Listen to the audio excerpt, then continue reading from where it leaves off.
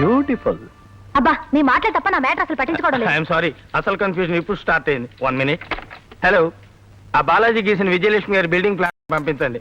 బాలాజీని మాత్రం పంపించొద్దు. Hello, I'm Balajirao, architect. కొంచెం దూరంగా ఉంటే బెటర్ అనుకుంటాను. Correct correct. ఇదేమిటి ఒట్టి చేతులతో వస్తున్నారు? ప్లాన్ ఏది? బ్రెయిన్ లో ఉంది. ముందు అక్కడికి వెళ్ళి సైట్ వేసాక, చిచి సైట్ చూశాక ఇందులోంచి కదిలి కాగితం మీదకి వస్తుంది. మీరు పదండి. ఏమైనా సరే నువ్వు అక్కడికి వెళ్ళడానికి వీలేదయ్యా. చాలా దూరం పోయారు. ఉన్నానుగా. ప్లాన్ ఎక్స్ప్లెయిన్ చేస్తానన్నారు. బిల్డింగే చూపిస్తాను. ఇక్కడి నుంచి అక్కడ దాకా హాల్ అన్నమాట.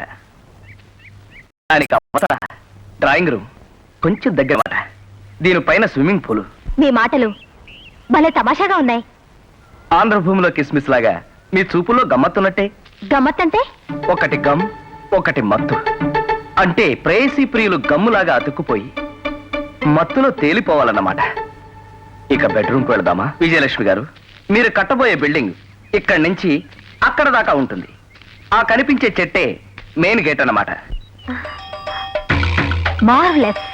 ఇంత ఎఫిషియెంట్ దొరకడం నా లక్. ఇప్పుడు మనం ఎక్కడున్నాం? టాటా కారు పక్కన. నేను అడిగింది మనం బిల్డింగ్ ప్లాన్ లో ఎక్కడున్నామని. మా కాబోయే వారు మారుతిలో సరాసరి బెడ్రూమ్కి వచ్చేసారు. బాత్రూమ్ లో స్నానం చేసి మీరు బెడ్రూమ్ లోకి వస్తారు. బెడ్రూమ్ లో గోడలకి 4 వైపులా పెద్ద పెద్ద అద్దాలు బిగించుంటాయి. ఎటు చూసినా మీరే కనపడుతూ ఉంటారు.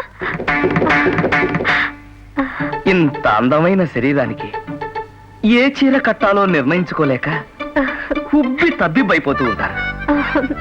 అప్పుడే మారుతి కారులో దిగిన మీ కాబోయేవారు ప్రేమగా చేతులు చాచి విజయలక్ష్మి అని అంటారు.